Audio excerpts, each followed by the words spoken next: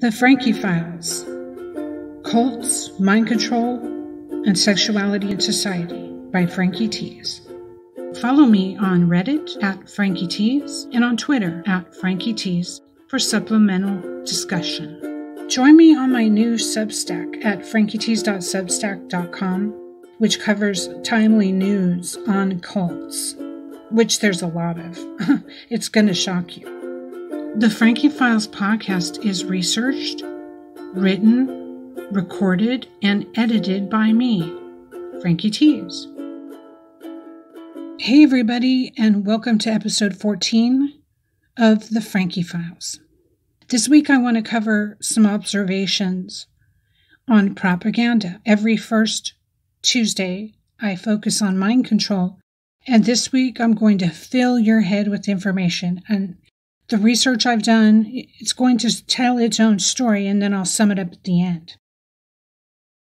Since the pandemic, the gloves have definitely come off for pretty much everyone. Families have been divided. Politics have been divided. Relationships with friends have been divided. All over COVID protocol and lack of reporting on its origins. Everyone's got their opinion. But is it really their opinion? How come there's only like two camps? Meanwhile, a ton of social changes have taken place, almost in secret, but they're right in front of our face. Money has changed hands, and jobs have been lost. An insurrection's happened. Republicans said, "My body, my choice," but not in that way. And Democrats have had the state and House, yet have completely failed to get anything done from campaign promises. We can't even get stuff. Gas prices are high, inflation is high, and so is the propaganda. In fact, the propaganda has reached a fever pitch. Hot propaganda talking points: war, COVID protocol, gender, digital ID, censorship, ivermectin, free speech, social media censorship, critical race theory, and police, as well as sanctions. So I'm only naming a few hot topics, and I'm not going to get into those topics. The suspending or banning people is really happening, and that's what I want to get into. People who speak against war are getting severely punished here in the USA right now. This groupthink is really nuts. It doesn't matter if it's Democrat or Republican. People are getting way more comfortable being told exactly how to think, then repeating it. They're literally becoming talking heads for the state agenda, repeating what was sent and said by the state willingly and uncritically. Hello, 1984. A conversation can devolve into presidential talking points. I've seen people, even on social media, call to follow them only if they've gotten their booster shots. Wait, so you want only to be surrounded by people who think exactly like you? That's exactly what it's like to be in a cult. If you don't do the rituals as expected, if your testimony of love and commitment to the master isn't convincing enough, you can be attacked by the whole group. If you waver in faith, if you displease the master, they turn the group on you, and an onslaught of slander takes place. Verbal or physical abuse can ensue. Why is it so dangerous to just think and be independent? Because it weakens propaganda. Those voices aren't allowed. I'm not speaking or referring to violence or terrorism. I do not condone either. But thinking for ourselves or saying talking points that we believe based on our own experience seems more and more a threat than ever. There are a few examples here. Here we go. Let's start with looking at GoFundMe. GoFundMe is a for-profit online company payment system for donations on any given legal project. It's a California-based company began by Brad Damphouse in 2010 and very popular. Its owner is GoFundMe Incorporated. In 2017, it became the largest crowdfunding platform. It raised $3 billion since 2010. It made $100 million in revenue by 2016. but it is not without controversy. In 2009, an Australian rugby players' fund was terminated by the company for posting something homophobic on social media. That had millions raised. There was a recent protest using trucks, the trucks that carry our stuff between Canada and America, did a protest in Canada, and they raised millions on GoFundMe. The Freedom Convoy, they raised $5 million, in fact. That money was frozen, and anyone who donated was subject to investigation by Canada. And the thing they were protesting was granted in the end. They were protesting having to show vaccination papers in order to work. They were protesting a mandatory vaccination. Then, several correspondents who column at RT were completely suspended by all channels because RT has Russian connection. I'm not talking about their content. I'm not discussing my beliefs here. Let's focus. The censorship is rampant. And if they censor one, then it's going to set a precedent to censor all. Another example, the doctors who organized the Great Barrington Doctrine to put forth the idea that the handling COVID with incarceration and mandatory masks had not been effective. It's having a very negative effect on people's health. They were reprimanded in public by the National Institute of Health and Dr. Fauci. Look that up. There are algorithms that choke people out based on hashtags and keywords now. So if you post bakery photos and videos, you're not going to get censored. But if you discuss Title 42, immigration, or the insurrection, or the election, or the police problem, you might violate their terms of use on several platforms. Let's discuss it. I encourage you to go to my comments in this post and click on Leave a Voicemail to be included in next week's episode. You can also do so at my phone number via frankiefilespodcast.com. Don't leave comments on politics, but on censorship. This episode is about propaganda, groupthink, the overt discipline of those who step out of line. It's getting extreme and totalist, just like a cult. But this is only possible due to the deregulation of media by Bill Clinton, and I will get into that later. There's also been a Minister of Truth set up by the United States White House. This is freaking 1984 stuff. This week that happened. They have lost control of the narrative, so more restrictions are needed. We left Afghanistan and immediately went to Ukraine. This was an agenda. It was part of a plan. The Pfizer agenda has been being made public in bits. They own many spots on national news and late-night TV, so they decide what cannot be said. Make a note and look into that.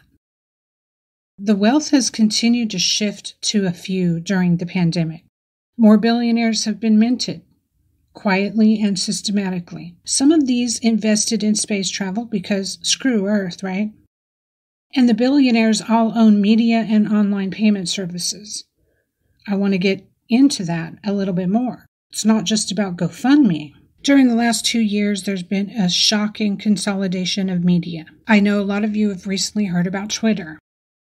Twitter is still listed as a public company. TSLA is their stock market ID. Twitter was founded in 2006 by Jack Dorsey and Noah Glass, and Dorsey stepped down a year ago as the CEO. The largest shareholder is actually Vanguard, the second largest Elon Musk, then Morgan Stanley and BlackRock, and then State Street. Elon Musk recently outright bought Twitter, which makes its profit from advertising. But how does a billionaire own Twitter? Well, there has been a lot of controversy on Twitter, and one of the controversies is silencing of people that are saying things that Twitter doesn't believe in. It's not just about violating their terms of use. It's selective. Here's who's been banned permanently on Twitter just so far. Operation Payback, Anonymous, Guccifer, Alex Jones in InfoWars, Talib Kweli, the rapper, New York Post, Donald Trump, pretty famous one, January 8th, 2021, Team Trump, Marjorie Taylor Greene, permanent ban 2021, Mike Lindell, James O'Keefe, Project Veritas, Nation of Islam, Tracker Trial, covering the Ghislaine Maxwell trial, Juanita Broderick, the Bill Clinton rape accuser, the Frankie Files, cults, mind control, and sexuality in society by Frankie Tues.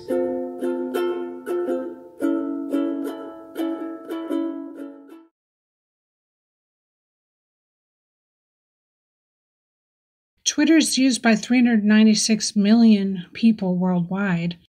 On a daily use, 206 million use it. 75% of those are not in the U.S. It's the 17th most popular social media in the world.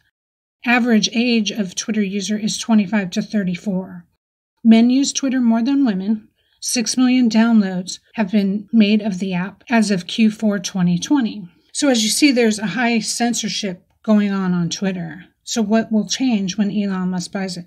We don't know.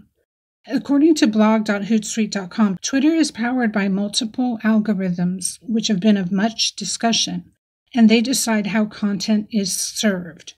These are about personalization, they say. A stream of tweets from those you follow, plus recommendations based on what you interact with. Now, my only problem with this is that I don't see tweets from anything I don't already know. It creates a bubble. Of course, that bubble makes it easy for me to be propagandized. I'm not seeing views that I don't agree with. Your home timeline is selected for you based on what you've interacted with, and the latest tweets view is more open. Customizable timelines on Twitter include lists, where you put accounts on a specific topic list, like cult podcasts on a list, and you see only those accounts in a feed when you click on that list. Lists are interesting because they can be followed and shared and pinned to your homepage. So if you don't like your feed, you click over to your feed of interest and see only people who are on that list and their posts. I do recommend the list I made on Twitter. So I'm at Frankie Tues. The Twitter list is called Cult Podcasts. I've added 48 cult podcast shows which are on Twitter, so that might be of interest to you. There's some notes on having a better experience on Twitter, but back to the issue at hand. The shocking overreach the government and state government have been using during COVID is continuing.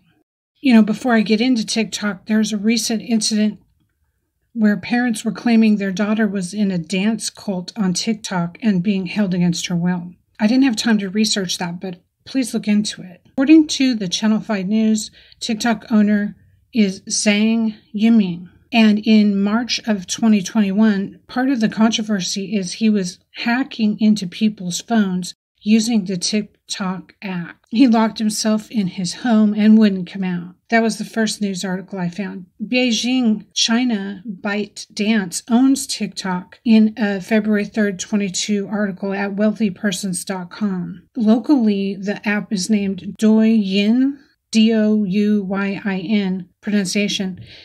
Here and out of China, it's called TikTok. The merger in 2018 with Musical.ly brought TikTok to USA, and TikTok is very culty. The app is available in 75 languages, is video-based, and is super popular with kids. That's where the asterisk comes in for me. ByteDance, Byte is spelled with a Y, still owns it, and ByteDance is owned by the wealthy Zhang Yiming.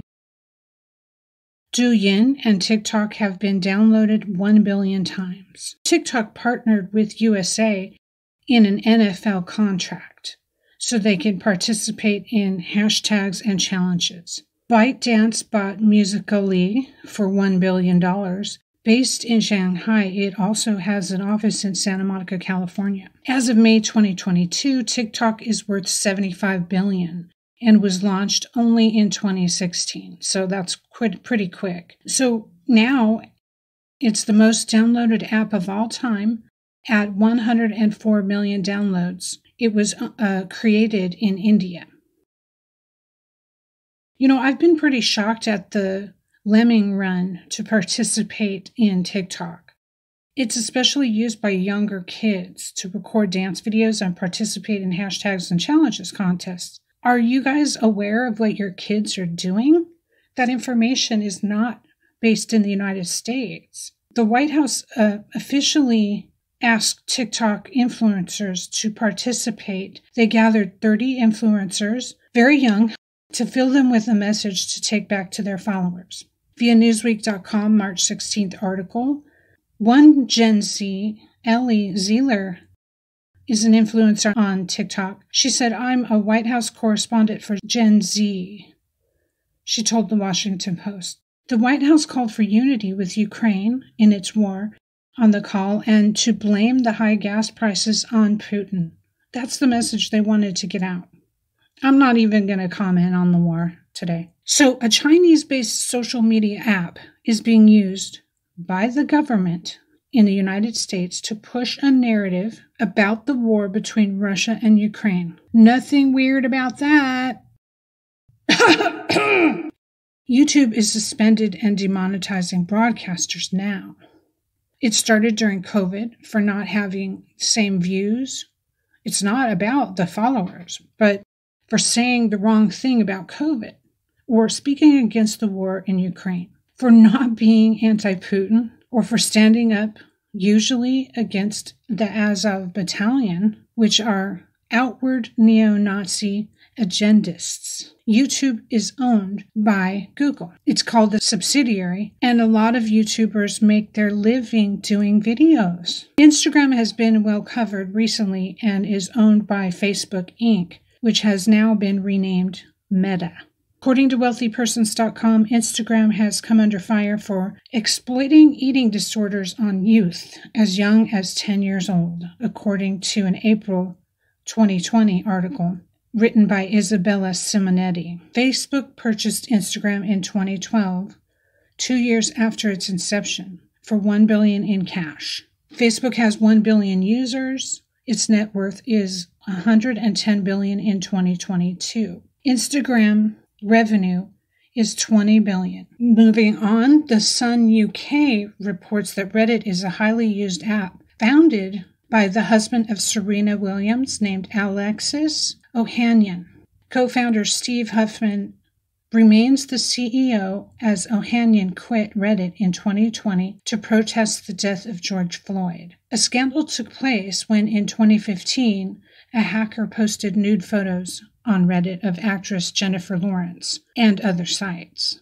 Reddit has 52 million daily users and 100,000 discussion groups. In 2021, users of Wall Street Bets subreddit, which has 4.7 million members, urged people to buy and hold GameStop shares, which punished short sellers with scathing prices, effectively stopping GameNet from going bust. Shares went from $29 to $492 a share, January 28, 2021, costing those who bet the shares would tank a pretty penny. The Huffington Post also reported that way back in 2016, Steve Huffman, the founder, personally edited comments users posted about him on Reddit. Oh, the power. Next, the story on PayPal. PayPal is an online money platform owned by Peter Thiel. PayPal is traded under stock market ID PYPL. Owner Peter Thiel, according to Wikipedia, is worth $21 billion to date. In 2021, he was reported by The Guardian as hiding $5 billion tax-free in a nest egg retirement account for ProPublica that was an IRA. He then used the tax-free money to invest in Facebook and Palantir technology. BusinessInsider.com reports that Thiel is German-born, moving to U.S. at age 1. Thiel was a derivatives trader at Credit Suisse. PayPal merged with Elon Musk's X.com and sold in 2002 for $1.5 billion. Thiel angel invested in Facebook. Thiel invested in using fraud detection to detect terrorism. He was a VC at his firm Founders Fund, and he's not a fan of Twitter. He's been an investor in 80 companies like LinkedIn, Yammer, and Yelp. He wants to cure aging, he supports the Immortality Project, and he's been quoted as being pro-Bitcoin. But some recent news shows him flexing his power to ban users from expressing their opinions and getting paid by supporters for non-propagandist views. The Frankie Files. Cults, Mind Control, and Sexuality in Society by Frankie Tues. Via CaitlinJohnstone.com, she reported that some of the accounts blocked were simply no war. Caleb Maupin, Minar Adley, and Ellen McLeod of Mint Press are recent victims. Mint Press have called it an intellectual no-fly zone. PayPal has previously criticized and blocked Palestinians from using its platform. Caitlin asserts, why should cash transactions be subject to political censorship? In 2010, PayPal froze Julian Assange out first. He was the first. Due to publishing material on USA war, the Iraq War, he leaked from informants showing the bombing of children in Iraq. So they went against the narrative and are driven to Patreon or other platforms for being against the U.S. involvement in the Russia-Ukraine war. So here we are again.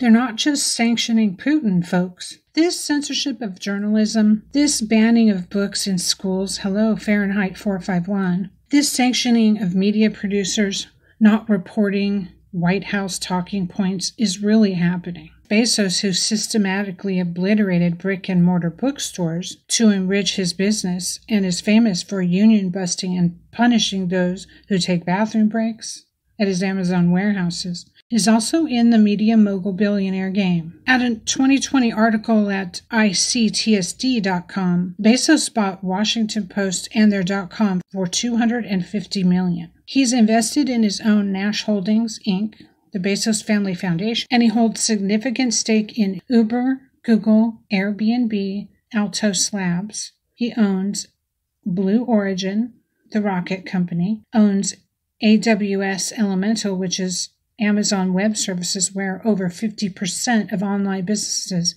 have to host their site if they want to sell online.